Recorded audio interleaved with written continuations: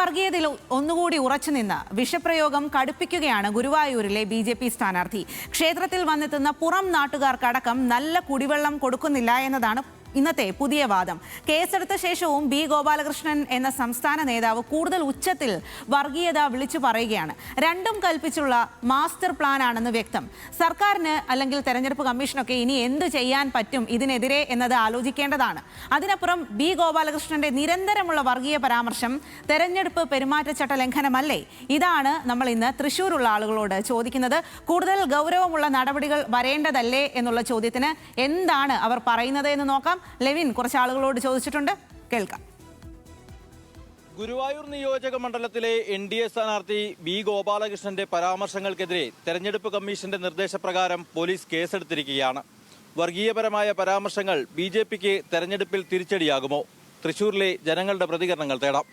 NDAക്കോ തിരിച്ചടി ഉണ്ടാക്കുമോ മണ്ഡലങ്ങൾ? എനിക്ക് തോന്നുന്നത് ഗുണം ചെയ്യുന്നതാണ്. കാരണം എന്താ വെച്ചാൽ അവിടെ അത്ര വലിയ ഓപ്പോസിഷൻ എന്ന് പറയാൻ എനിക്ക് തോന്നിയിട്ടില്ല. പിന്നെ ആളതൊരു വിവാദപരമായിട്ടൊരു പരാമർശം ഉണ്ടാക്കിയത് ഒരു പേടി കൊണ്ടാണെന്ന് എനിക്ക് തോന്നുന്നത്. ബോധപൂർവമാണ്. ആളെപ്പോഴും അങ്ങനെയല്ല, ആളുടെ ശൈലി എങ്ങനെയാണ് ആ ശൈലിയിൽ ആൾ പറഞ്ഞു. അത് ചിലപ്പോൾ നടപടി ഉണ്ടാവും, ചിലപ്പോൾ നടപടി ഉണ്ടാവില്ല, അല്ലെങ്കിൽ താക്കിയതായിരിക്കും. അത് വിട്ട് അതിനപ്പുറത്തേക്കൊന്നും തോന്നുന്നില്ല. അത് അങ്ങനെ പറയാൻ പാടില്ലാത്ത കാര്യമായിരുന്നു. അത് BJP ഇതുപോലെ വോട്ട് പിടിക്കാൻ പാടില്ല, വേറെ രീതിയിൽ കൂടെ വേണം. വർഗീയത പറഞ്ഞിട്ട് ഇനി ഒരിക്കലും വോട്ട് പിടിക്കാൻ പാടില്ല.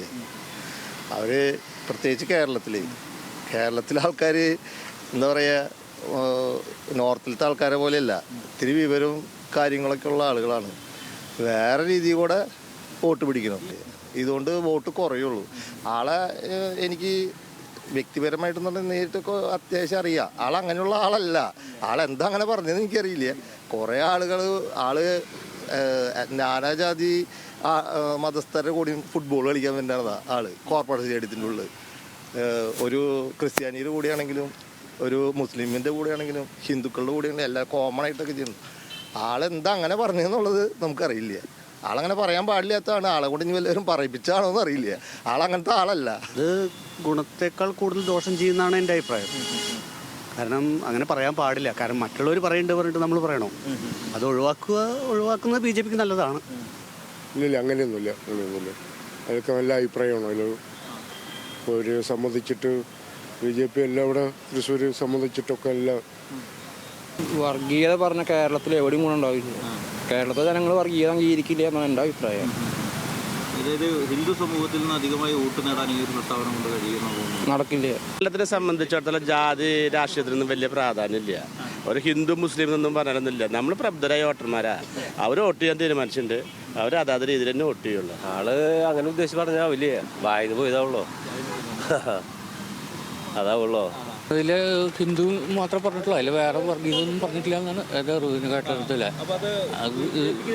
അത് അങ്ങനെ ഉണ്ടായില്ല. ഓരോരുത്തർക്കും ഓരോ രാഷ്ട്രീയ പ്രസ്ഥാനങ്ങൾ ഉണ്ടാവുമല്ലോ, അതേപോലെ അവർ വോട്ട് ചെയ്യും. കേരളമല്ലേ, കേരളക്കാരൻ നമ്മളെ തീരുമാനിക്കുക എന്താ സംഭവിക്കാൻ വേണ്ടത്.